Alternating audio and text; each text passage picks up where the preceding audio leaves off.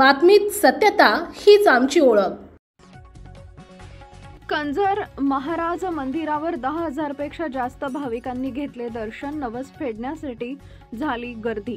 मुंबई आग्रा महामार्गावरील देवभाणे, कापडणे व धोडी शिवारातील श्री क्षेत्र कंजर महाराज यात्रा उत्सव निमित्तानं एकाच दिवसात 10,000 पेक्षा जास्त भाविकांनी दर्शनाचा लाभ घेतला, तर नवस फेडण्यासाठी देखील मोठी गर्दी झाली होती।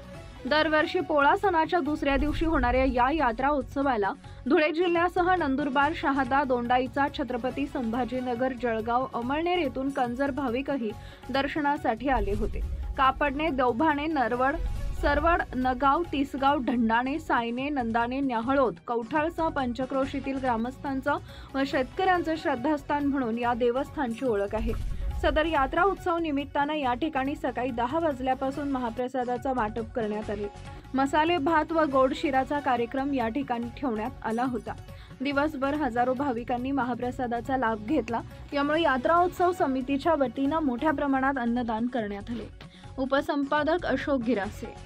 मुंबई आग्रा महामार्गावरील श्री क्षेत्र कंजर महाराज या ठिकाणी दरवर्षी पोळा सणाच्या दुसऱ्या दिवशी यात्रोत्सवाचे आयोजन करण्यात येते। या यात्रोत्सवाला कापडणे, धनूर, लोणकुटे, देवबाणे, नगाव सह पंचक्रोशीतील ग्रामस्थ मोठ्या संख्येने या ठिकाणी नवस फेडण्यासाठी येत असतात आणि या देवावर अनेकांचं मोठं श्रद्धा आहे।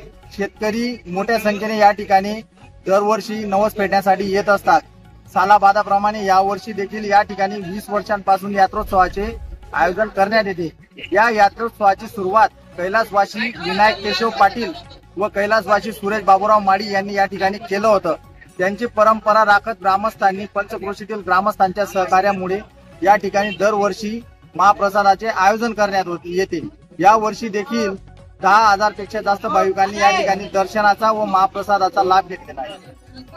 आपल्या परिसरातील महत्त्वाच्या बातम्या पाहण्यासाठी आजच आमच्या JBTV न्यूज चॅनलला YouTube वर सबस्क्राइब करा आणि बेल आयकॉन प्रेस करा।